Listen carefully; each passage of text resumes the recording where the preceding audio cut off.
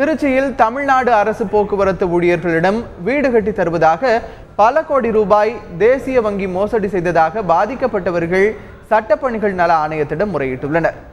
திருச்சி மாவட்டம் முசிறி, கரட்டாம்பட்டி, சிறுகனூர் உள்ளிட்ட 3 இடங்களில் வீடு கட்டி தருவதாக கூறி சுமார் 325 அரசு போக்குவரத்து கழக பணியாளர்களிடம் 10 கோடி ரூபாய்க்கு மேல் தேசிய வங்கி பெற்றதாக கூறப்படுகிறது. இதனையடுத்து பொறியாளர் கதிரேசன், வங்கி கிளை மேலாளர் கட்டபொம்மன் மீது நடவடிக்கை எடுக்க வேண்டும் என்று பாதிக்கப்பட்டவர்கள் கோரிக்கை விடுத்துள்ளனர். உங்கள் சம்பள பில்லை மட்டும் கொண்டு வாங்க, உங்களுக்கு வீடு கட்டி சாவியை கையில் கொடுத்ததுக்கப்புறம் உங்கள் சம்பளத்திலேருந்து மாதம் 6000 ரூபா இஎம்ஐ பண்ணிக்குவாங்க அப்படின்னு சொல்லி சொன்னாங்க. ஃபஸ்ட்டு 6 லட்ச ரூபா எஸ்டிமேட். இடம் கூட நீங்கள் எதுவுமே வாங்க வேண்டாம், நீங்கள் சம்பள பில்லை மட்டும் கொடுத்தா போயிடும். அதை நம்பி நாங்கள் கையெழுத்து போட்டோம். கையெழுத்து போட்டதுக்கப்புறம் பார்த்தீங்கன்னா ஒரு வருஷம் கழிச்சு பார்த்தீங்கன்னா வீடு கட்டணும். எங்கள் இடத்த போய் பார்த்தப்ப அப்படியே பிளாட் நம்பரை போய் பார்த்தா அப்படியே சும்மா தான் கிடந்துச்சு.